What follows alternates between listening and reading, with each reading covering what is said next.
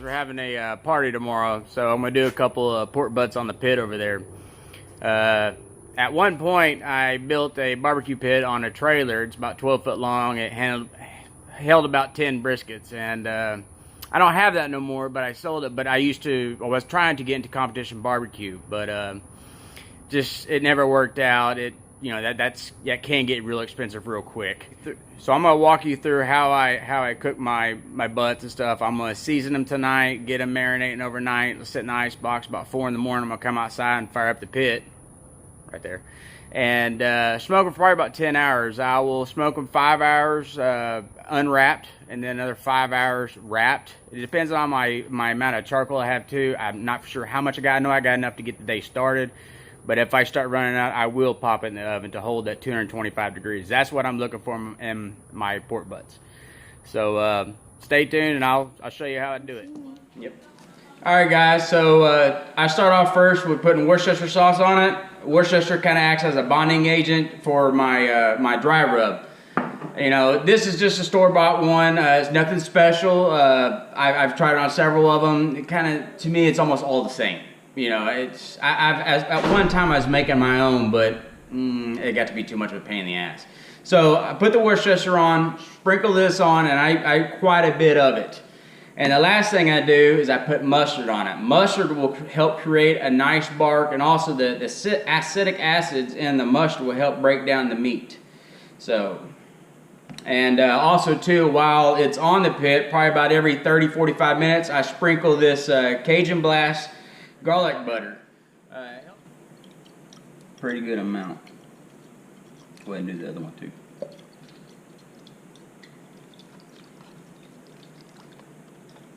That's good. For right now. We're gonna flip them over. We're gonna put some more on this one. Some right there.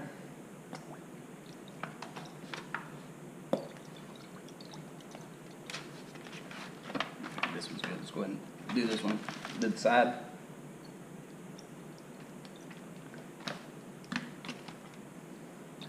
That's good.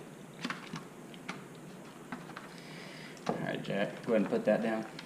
Go ahead and get this rub out and start sprinkling rub. Quite a bit of this on the rub, on the meat, okay? Mm-hmm. Oh. Keep on going. That's good. Right, this spot. Here, get some in there too. Keep on going. Alright. You know, you try to get as much seasoning in here as you can on this thing. And every little crevice and crack and crease, you know, you want to get, you know, the seasoning well and worked in.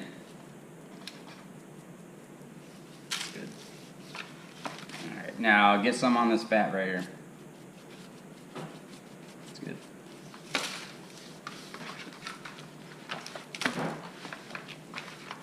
A little bit more on the end right there. That's good. Alright, go ahead and start on that one. There you go. Work that in.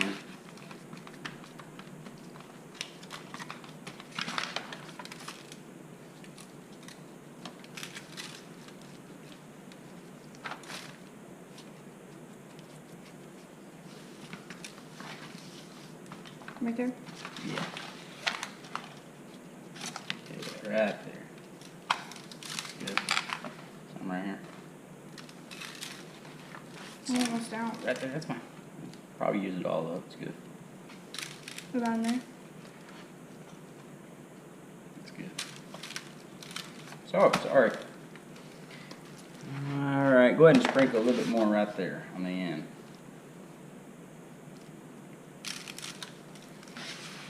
Now take on both of them, just shake it real good over them.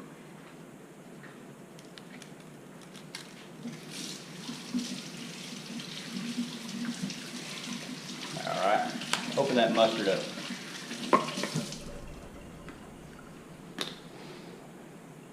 It's open, right? Yeah, I've already pulled the cap off. Go ahead and squirt it down pretty good. Ew. Here, let me see it. I got it.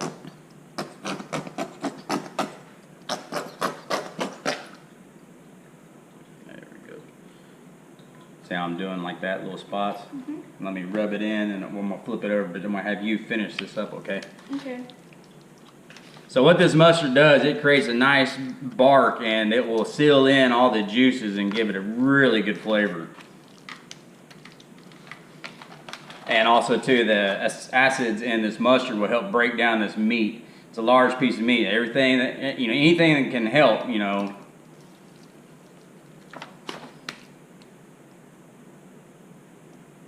All right.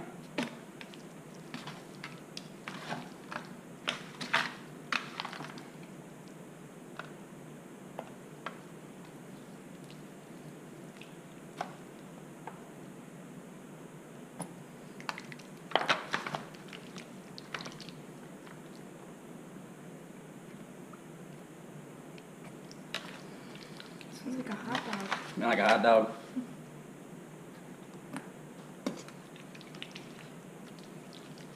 And you get absolutely zero flavor from the mustard. If you don't like mustard, don't worry about it. It's not gonna, you know, make it taste like a, you know, mustard or a hot dog or something like that. It has no effects on it other than making that crust.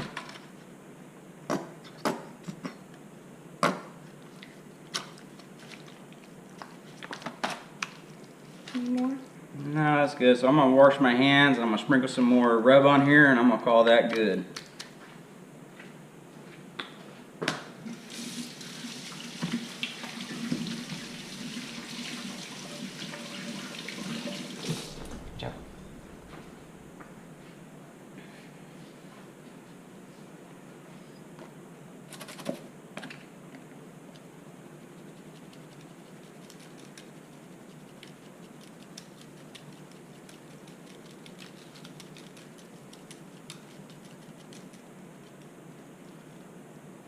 Alright, that is empty.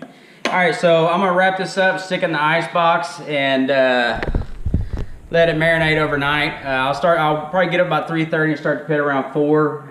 It's gonna take about 10 hours to cook this, and typically how it works out for me is 5 hours uncovered smoking, and then 5 hours wrapped up in aluminum foil. You're trying to get the pork to reach, I think it's 185. I will check and let you know, but I'm pretty sure it's 100. Good morning. It's a little after 4. The first thing that I do is when I wake up, I pull the pork butts out. Any meat that I'm cooking, you know, a big piece of meat, especially your pork butts, pork shoulders, briskets. You know, I pull that out first thing because of when it's cold coming out of the ice box.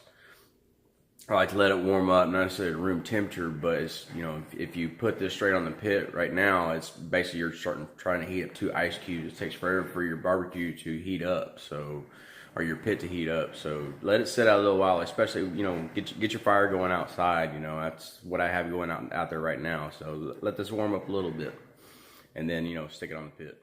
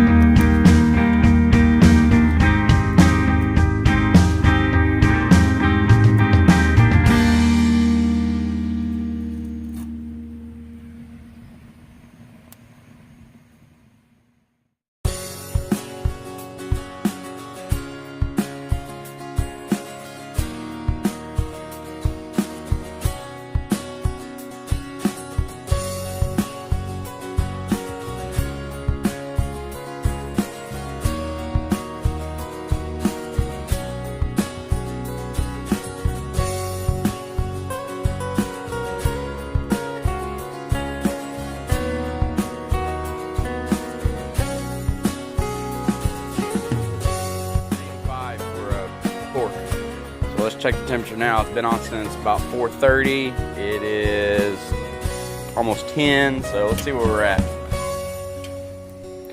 I say we're looking good.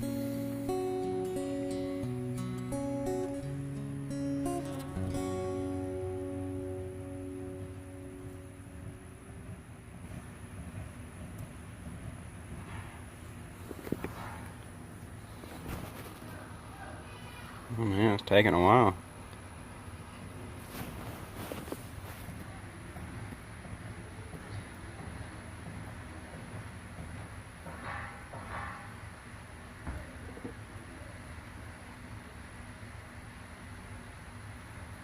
Yeah, we still got a ways to go.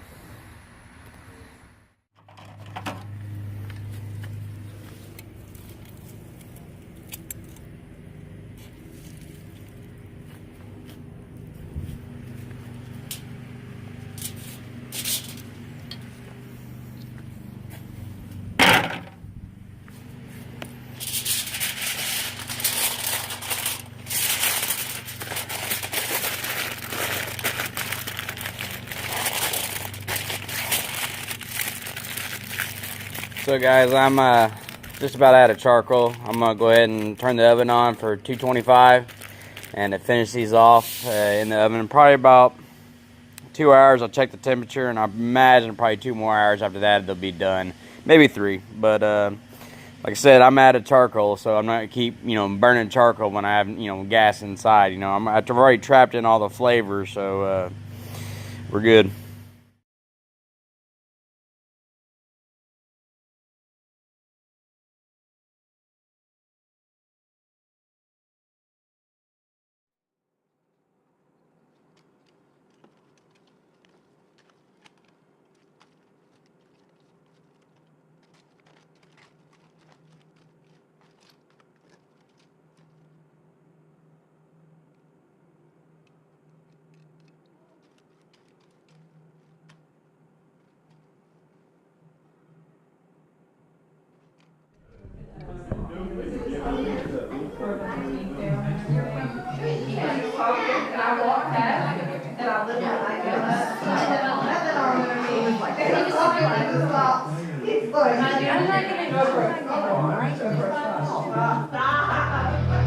Happy birthday!